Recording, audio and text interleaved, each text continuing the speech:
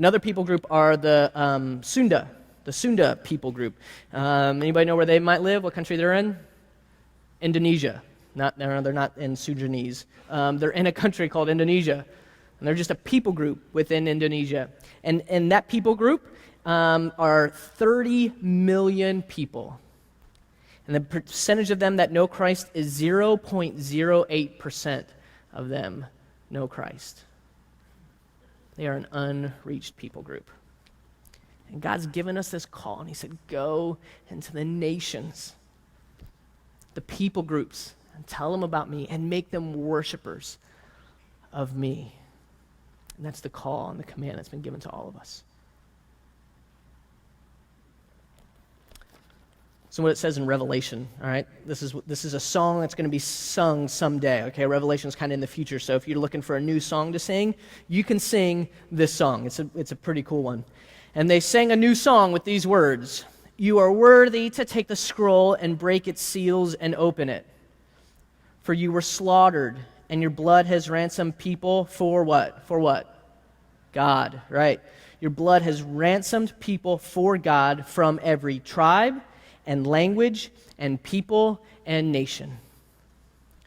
Christ died on a cross and was a ransom to bring people from every tribe, every language, every people, every nation, every people group, so that we can be ransomed, so that we can be worshipers of God, because he's done it for himself. And that's the motivation for us. That's the call. Have you ever thought about heaven? Well, most of us have, right? We've thought about heaven at some point. Have you ever thought about what it's going to be like when we go to heaven? What the worship will be? What's going to be going on there? I don't know if you know this or not, but it's not going to be just like Bay Life. Did you know that? It's not going to be just like this. Here, good thing I brought the divine line with me today. You want to hear what's going on in heaven? Huh? You want to? All right, listen to this.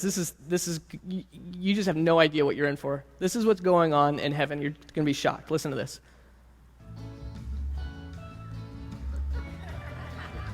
Steel drums in heaven. Did you know that? You had no idea, did you?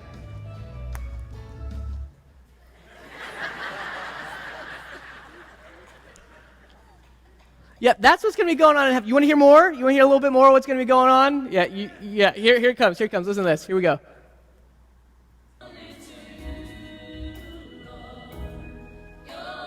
All right, there's a little something. All right. So that's what's going on. A little, cut that one off. A little something going on there. Here's some more. Listen to this. Ready?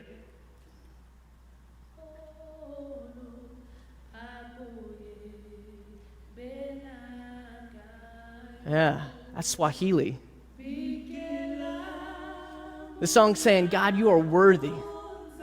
All the angels, all of creation, every bird, every animal, everything worships you because you deserve it. In Swahili.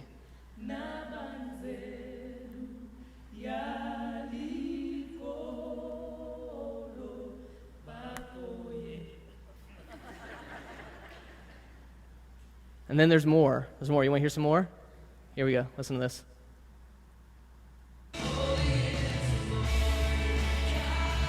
Yeah, there'll be stuff there for you too. So you can join in, and you'll know how to worship. Chris Tomlin will be there. So if you're a big Tomlin fan, you'll be all right. See, worship up in heaven is going to be a little bit different maybe than what you have ever thought of. I'll say this. If you're here this morning and you're white like me, you may be shocked to find out that heaven's not going to be predominantly a bunch of white people like us. You're going to be looking into the faces of so many people who look nothing like you. And here we are at a church that's predominantly white. We got a lot of, I love the fact that we have a lot of different people here, but we're mainly a bunch of white people. We're going to be a minority. And it's going to be incredible. And the worship's going to be amazing.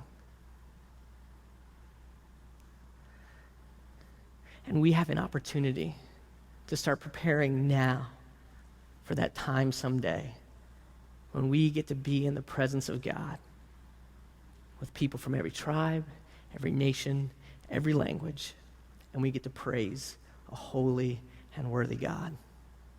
It's going to be incredible. And we've been invited to be a part of that now and in the future. Look at what else the Bible says here in 1 Peter, what Peter said in 1 Peter 2:9.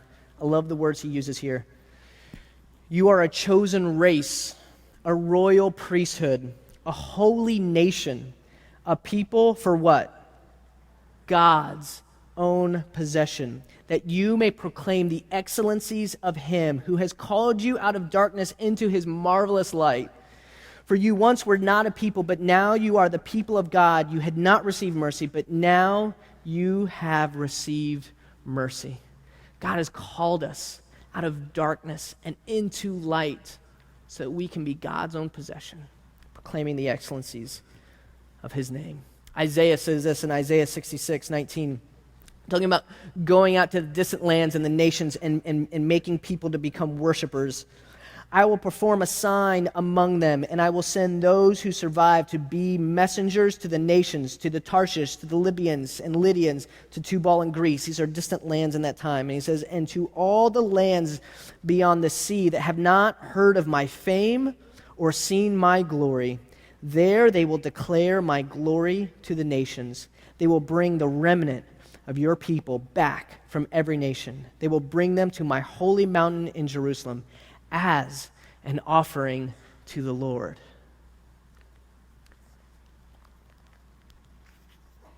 The call for all of us, the invitation to all of us, the thing that should be the thing that motivates us and compels us in our lives should be that we become worshipers of God and that we go and lead other people to become worshipers of God. Being in church most of my life, this is what I've done most of my life, is I go and I hear a service and I hear a sermon, and maybe it's a whole series like this one where there's all these things that kind of come together around one central thought. And I hear it and I think about what's said and I go, I should do something about that. I mean, I should do something about that. And then I go to dinner or lunch or whenever the service was, but I go and eat. And then the next day I get up and I go, it's a good thing I got that out of my system. I'm going to keep on living my life the same that I've always done it. And nothing changes. I don't live any different. I don't change how I spend my time. I don't change what I do with my money.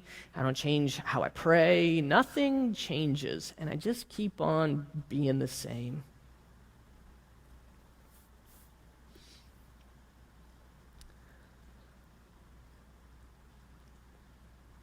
Don't let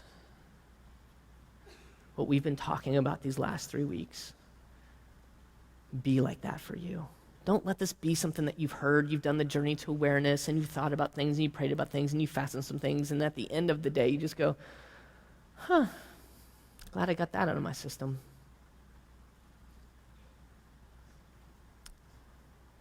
We have to be agents of change in this world and understand that we should live our lives with a greater sense of significance and a greater just sense of urgency in every single day because our God deserves our worship and the worship of everybody else. We should live every day as if it were our last because we don't know when our lives are going to end. And when that happens, there's nothing we can do about it. And at the end of the day, when everything's said and done, we are going to be judged and looked at our lives as how we were a steward of our time, our resources, our spiritual gifts, and how God made us. And at the end of the day, we need to be able to go and be in the very presence of God and know that we leveraged our lives for a God who is so worthy of our worship and the worship of everybody else. Because I believe that in the end, I'm going to see Christ and I'm going to look into his face and I just know that I'm going to be feeling these feelings of, I just never knew.